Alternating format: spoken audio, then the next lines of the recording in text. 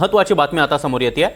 Tuljapur drugs प्रकरणाचे पडसाद आता विधानसभेत देखील उमटले आहेत। तुळजापूर देवस्थान बदनामी केली जात आहे असा नाराजीचा सूर भाजपचे नेते आणि आमदार राणा जगजितसिंह पाटील यांनी केलेला आहे। तर ड्रग्ज प्रकरणामध्ये काही जणांना अटक करण्यात आल्याची माहिती पंकज भोयर यांनी दिली आहे।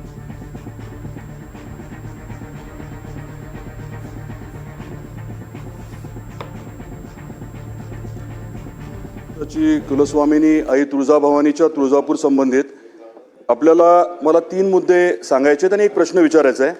पहिला मुद्दा असा आहे की महायुती सरकार आल्यापासून साधारण 2200 कोटी रुपये हे तुळजापूर शहरासाठी सरकारने दिलेत आणि आपल्या तीर्थक्षेत्राचा कायापालट होतोय।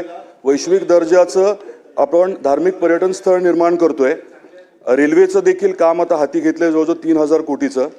आणि अशा परिस्थितीमध्ये काही विरोधक एकत्रित येऊन षड्यंत्र रचून तुळजापूरची बदनामी करतायत। तुळजापूरमध्ये ड्रग्सच्या बाबतीमध्ये काही तक्रारी माझ्याकडे दिल्या होत्या। हा दुसरा मुद्दा।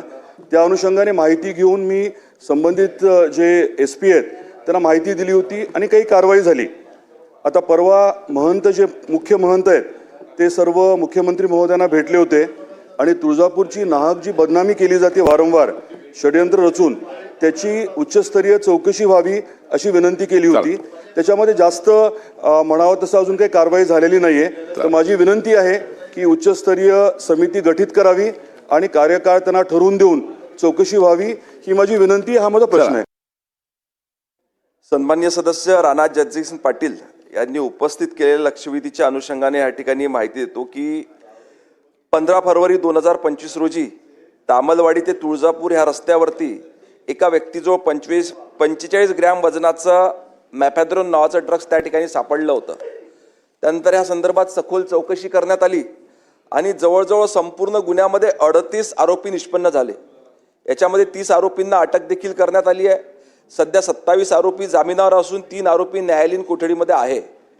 हे सर्व होत असताना ह्या संपूर्ण गुन्ह्याच्या तपासात एकंदरीत 47,74,000 किमतीचा मुद्देमाल त्या ठिकाणी जप्त करण्यात आला आणि पुढील देखील तपास त्या ठिकाणी चालू आहे।